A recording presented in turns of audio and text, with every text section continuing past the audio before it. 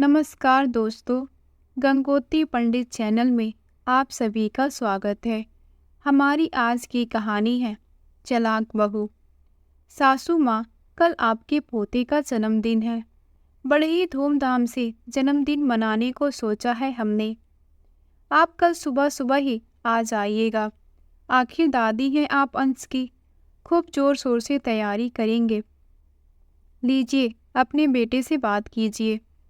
ऐसा कहते हुए सारिका ने अपने पति को फोन पकड़ा दिया। माँ प्रणाम, कैसे हैं आप दोनों? हाँ बेटा, हम लोग ठीक हैं। तुम सब कैसे हो? कमला जी ने पूछा। तो उनका बेटा विशाल बोला, सब ठीक है माँ। अच्छा माँ, कल आप दोनों तैयार रहना। मैं आप लोगों को सुबह ही लेने आ जाऊंगा। अब फोन रखता हूँ। इधर जैसे ही कमला जी ने फोन रखा तो उनके पति हरिलाल जी शाम की सैर से घर वापस लौट आए। क्या हुआ भाग्यवान, बड़ी खुश नजर आ रही हो। किसका फोन था? अरे हमारे बच्चों का फोन था। कल अंश का जन्मदिन है ना। पूरे 6 साल का हो जाएगा कल हमारा पोता। बच्चों ने कल शाम को घर पर उसके जन्मदिन के लिए पार्टी रखी है। इसीलिए बच्चे कह रहे थे कि हम कल सुबह ही उनके घर पहुंच जाए। सुबह विशाल हमें लेने के लिए आएगा, कमला जी ने बड़े उत्साहपूर्वक कहा। तो इतना सुनते ही हरिलाल जी के चेहरे पर निराशा के भाव आ गए। वे सब जानते थे कि उनके बेटे और बहू को उन लोगों की याद कब आती है। वे वहीं खड़े खड़े सोच विचार में पड़ गए। अरे किस सोच में पड़ गए? क्या सोच रहे हैं आप? कमला जी ने पूछा। तो हरिलाल जी बोले, सुबह सुबह जाने की क्या आवश्यकता है? जब पार्टी शाम को है तो हम शाम को ही चलेंगे। फिर कमला जी बोली, अरे हम तो उनके अपने हैं, जाकर थोड़ी मदद कर देंगे तो घिस थोड़ी न जाएंगे। फिर हरिलाल जी ने कहा, इसीलिए तो आपकी बहू आपको बुला रही है। कमला जी, यह बात तो आप भी जानती हैं कि बहू के मायके वालों को घर का खाना ही पसंद है। इसीलिए बहू कुक से खाना नहीं बनवाती। और उधर कुक के पैसे भी बचाने के चक्कर में विशाल को भी इस बात से कोई फर्क नहीं पड़ता। आप बहुत सीधी हैं कमला जी। अरे आपसे मदद लेने के लिए नहीं, बल्कि सारा खाना आपसे बनवाने के लिए बहू आपको बुला रही है।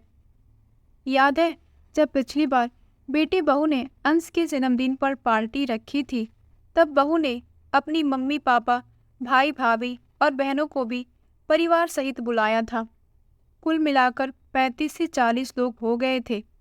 तब भी विशाल ने हमें एक दिन पहले ही बुला लिया था और मदद करवाने के नाम पर बहू ने इतने लोगों का खाना बनवाने के साथ साथ घर का बाकी सारा काम भी आपसे ही कराया था। बहू की बहनें और भाभियां भी समय से पहले ही आ चुकी थी, लेकिन सारा काम आप पर डालकर बहू उन लोगों के साथ शॉपिंग करने चली गई। और जब शाम को सभी दोस्त और रिश्तेदार आए तो बहू अपने मायके वालों के साथ गपशप में व्यस्त हो गई और इसी बीच आपको चाय बनाने का आदेश भी दे गई। बीच बीच में आपको तारीफों के झाड़ पर चढ़ाती जा रही थी कि मम्मी जी के बिना तो यह सारा काम संभव ही नहीं हो पाता। देखो ना, कुक से भी ज़्यादा अच्छा खाना बनाती है हमारी मम्मी जी। सबको माँ जी के हाथों का ही खाना पसंद है, इसीलिए मैंने कुक भी नहीं लगाया। थोड़ी सी तारीफों के बदले इतना काम कराया था कि आप थक कर चूर हो गई थी। उस दिन और 2 दिन तक आपका बुखार ही नहीं उतरा था और बेटी बहू से तो तुम्हारा हालचाल जानने के लिए भी फोन ना किया गया। अरे आप भी ना, कैसी बातें ले, जैसे भी हो आखिर है तो वह हमारे ही बच्चे। ऐसा आपको लगता है कमला जी? अगर हमारी बेटी को इस बात का थोड़ा भी एहसास होता तो क्या बहू के कहने पर हमें छोड़कर अलग घर में रहने चला जाता? हम लोगों के साथ रहने में तो बहू का दम घुटता था। स्वतंत्र जीवन जीने की इच्छा में हमें छोड़कर चले गए हमारे इकलौते बहू बेटे। अगर स्वतंत्रता उन्हें इतनी ही प्यारी है तो जीने दो उन्हें स्वतंत्र जीवन। कोई आवश्यकता नहीं है उनके घर में मुफ्त की नौकरानी बनने की। चाहे कुछ भी हो जाए, अब मैं तुम्हें और इस्तेमाल नहीं होने दूंगा। अरे पर हमारे पोते का जन्मदिन है, जाना तो पड़ेगा ना। कमला जी ने कहा।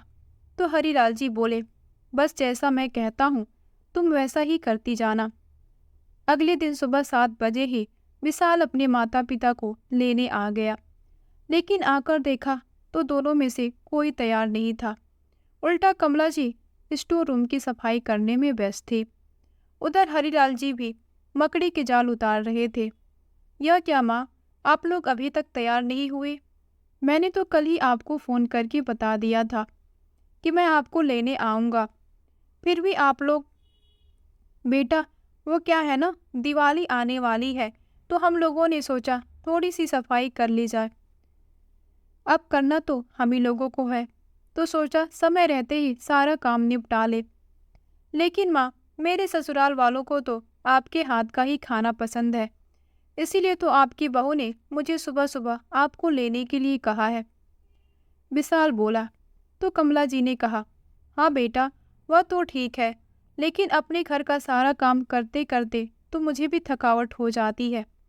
हम लोग शाम को ही आ पाएंगे। लेकिन माँ, यह सब काम तो आप फिर भी कर सकती हैं। अभी आप लोग मेरे साथ चलिए, विशाल जोर देते हुए बोला। लेकिन इस पर कमला जी भी बेवकूफ़ बनने वाली नहीं थी। साड़ी के पल्लों से माथे का पसीना पोंछते हुए बोली, बेटा, आज तो वाकई मुझे काम करने की भी हिम्मत नहीं बची। मैं तो शाम को ही आ सकती हूँ, और वैसे भी मैं कोई काम वाली बाई थोड़ी न हूँ जो इतने लोगों का खाना बनाते रहूँ।